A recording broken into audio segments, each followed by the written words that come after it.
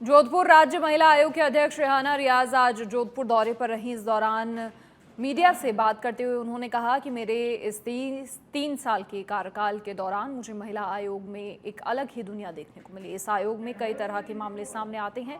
इन मामलों में अधिकांश मामले तो फ्रॉड के होते हैं, जिस पर मेहनत भी कर लेते हैं और आखिर जब नतीजे पर पहुंचते हैं तो ये मामला झूठा निकल जाता है।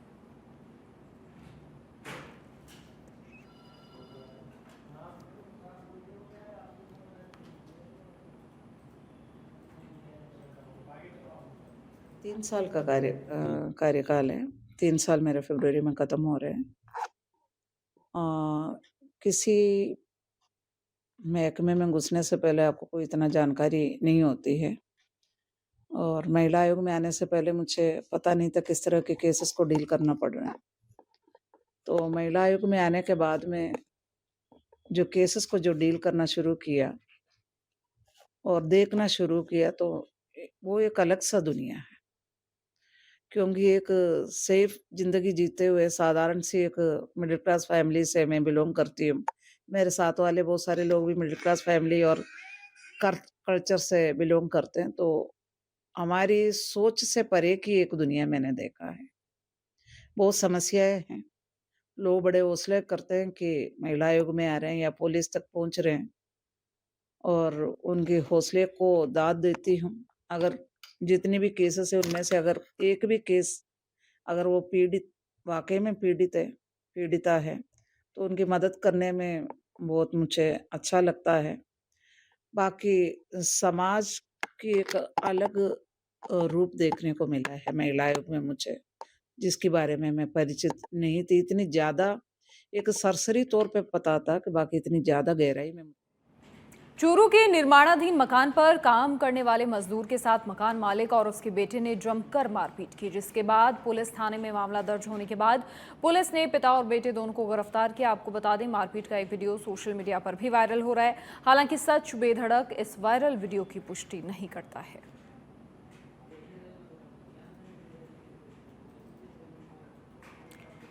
तो मारपीट का ये वीडियो सोशल मीडिया पर लगातार वायरल हो रहा है। नीमका थाना में इन दिनों बाइक चोरों के हौसले लगातार बुलंद होते हुए नजर आ रहे हैं। नीमका थाना में दिन दहाड़े करनी मेडिकल स्टोर के सामने खड़ी बाइक चोरों ने चोरी कर ली। घटना का वीडियो मेडिकल स्टोर पर लगे सीसीटीवी में कैद हो गया। फिलहाल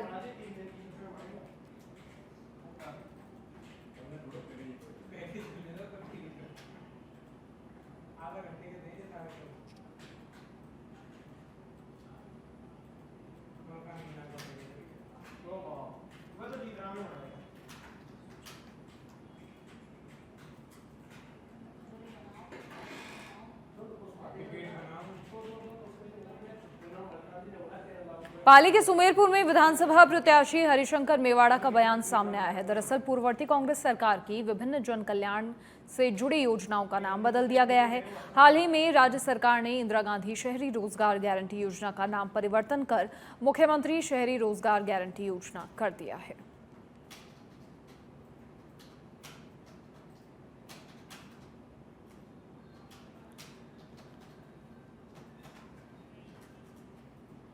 जैसलमेर के पोखरण में स्वर्णकार समाज ने 5 दिन पहले सोने के व्यापारी के साथ हुई लूट को लेकर जुलूस निकाला। शहर के मुख्य मार्गों से होकर उपखंड कार्यालय के बाहर विरोध प्रदर्शन किया गया और साथ ही एसडीएम प्रभजोत सिंह गिल को आरोपियों की गिरफ्तारी को लेकर ज्ञापन सौंपा गया।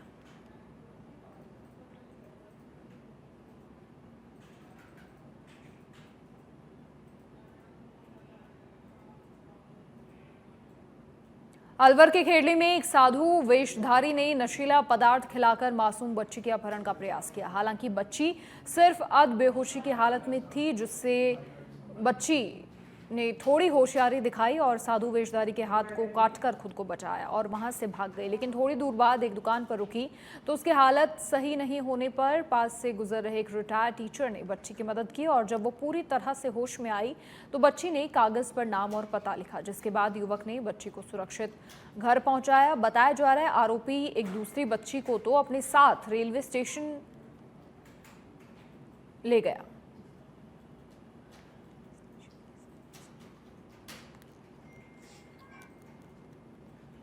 ये हुआ साहब, मैं तो 3 दिन से पानी मोड़ रहा हूँ खेत में, मेरे पास तो फुर्सत है नहीं। तो उसकी माँ थी, वो मेरी खाना लेके खेत पे आई थी पहले से ही।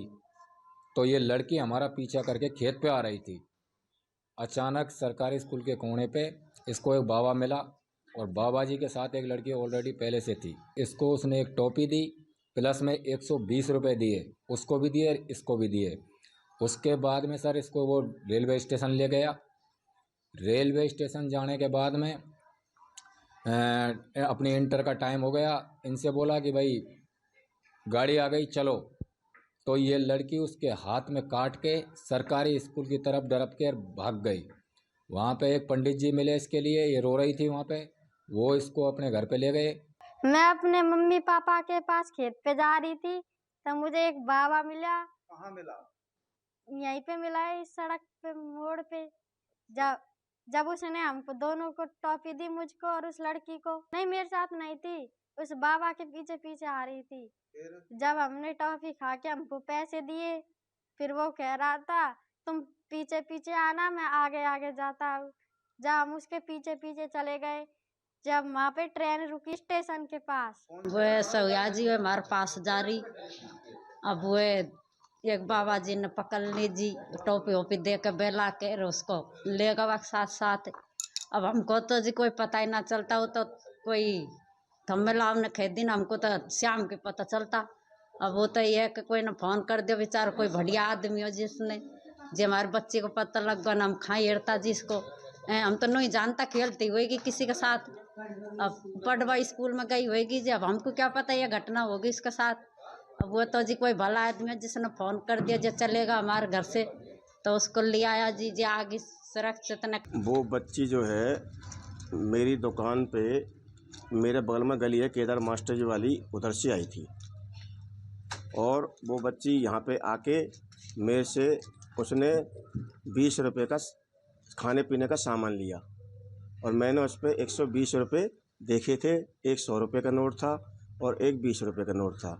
वो बच्ची 20 रुपये का सामान लेके मेरे बगल में सीढ़ियों के पास सामान बैठ के उसने खा लिया। खाने के बाद फिर दोबारा 100 के नोट को लेकर दोबारा आई, और 100 रुपये का नोट लेके मेरे से कहा अंकल जी 10 रुपये की मुझे नमकीन दे दो। नमकीन देने के बाद में उससे सहज स्वभाव मैंने ये पूछ लिया कि बच्ची तुम्हारा किराए पर रहते हो इस गली में, या कहाँ पे तुम्हारा मकान है? तो वो बच्ची ये कहने लगी मुझे पता नहीं। तो मैंने के गांव नाम, पापा का कुछ नाम वगैरह, कुछ कहाँ के रहने वाले हो, बोला पता नहीं। और उसके बाद में वो बच्ची फिर इतना जब पूछने के बाद वो बच्ची क्या रोने लग गई, उसके आंसू आने लग गए। मैं दुकान पर गया था तो वहाँ एक बच्ची बैठी हुई थी।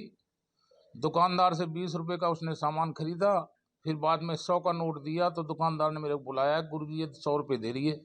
मैंने रुक जाओ अभी मत दो। मैंने उससे पूछा बेटा तेरा क्या नाम है? बोल पता नहीं। तेरे बाप का नाम क्या है? जैसलमेर के भणियाणा में भैंसरा जीएसएस पर 2 दिन से ग्रामीणों का प्रदर्शन जारी है। बिजली विभाग के खिलाफ किसानों का जोरदार नारेबाजी के साथ विरोध प्रदर्शन यहां हो रहा है, और ये धरना पूर्व सरपंच मनोहर सिंह सहित आसपास के आधा दर्जन ग्राम पंचायतों के सरपंचों के नेतृत्व में किया जा रहा है। जीएसएस में 2 दिन से धरना जारी है और जारी रहेगा जब तक किसानों की मांग पूर्ण न होने पे जारी रहेगा। यहाँ पर पूर्व में भी पशु हानि हुई है और बाउंड्री वॉल नहीं होने के कारण पशु हानि और हो सकती है। इसमें विभाग अपनी कार्रवाई करे, और जब तक ये ट्रांसमिशन लगेगा और पूर्ण रूप से किसानों की समस्या का समाधान होगा, फीडर अलग नहीं होंगे, तब तक धरना जारी रहेगा। किसान और चूरू के रतनगढ़ में मेगा हाईवे पर आईटीआई तिराहे पर हादसा हो गया। आपको बता दें ट्रेलर का हुक टूटने से उसमें लोडिंग लोहे के पाइप गिरने से हादसा हुआ। हादसे में कचरा संग्रहण वाहन के चालक और परिचालक भी घायल हो गए।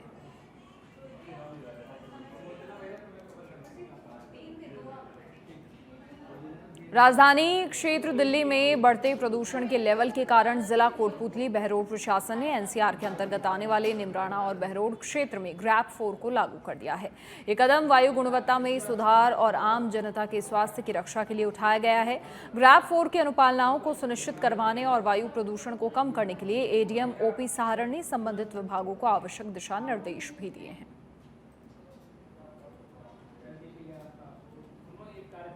काफ़ी पोल्यूशन की वजह से आमजन को भी परेशानी आ रही है। तो उसके लिए हमने एक मीटिंग आयोजित की थी। इसमें यहाँ पे मीटिंग में हमने जो नगर निगम से नगर परिषद से भी यहाँ अधिकारियों को बुलाया था, रिको के भी आए थे, पीडब्ल्यूडी के अधिकारी और उसके अलावा रोडवेज के अधिकारी, ट्रांसपोर्ट डिपार्टमेंट के अधिकारी और एनएचए के अधिकारियों को बुला के एक बैठक आयोजित की थी। माइनिंग डिपार्टमेंट के भी अधिकारी आए थे। तो उसमें जो मूल उद्देश्य ये था कि इसको पोल्यूशन को कैसे कंट्रोल किया जाए ताकि एक्वे लेवल ज़्यादा नहीं बढ़े।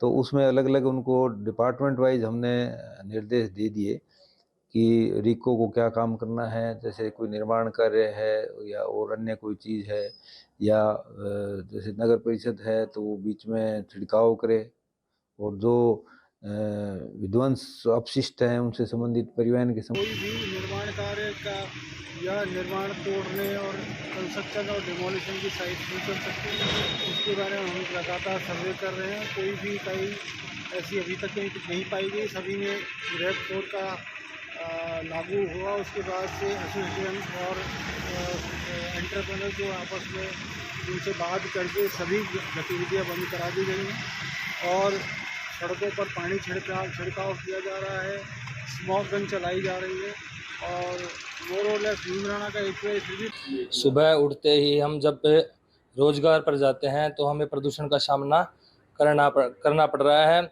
और जैसे पहले कोरोना में हम मास्क का उपयोग करते थे, उसी प्रकार हमें आज भी मास्क का उपयोग करना चाहिए और ज़्यादा से ज़्यादा आज दिल्ली जैसी परिस्थिति प्रदूषण की हमारे कोटपुतली ज़िले, बहरोड कोटपुतली ज़िले में भी हो गई है और प्रदूषण से आँखों में कई प्रकार की जलन, बच्चों को स्कूल जाने में समस्या हो रही है और प्रदूषण एक शरीर के लिए एक बहुत घातक हो गया है। और प्रदूषण से जो प्रदूषण फैल रहा है उससे सुबह धुंध होती है और बच्चों को आने जाने में बहुत बड़ी परेशानी होती है।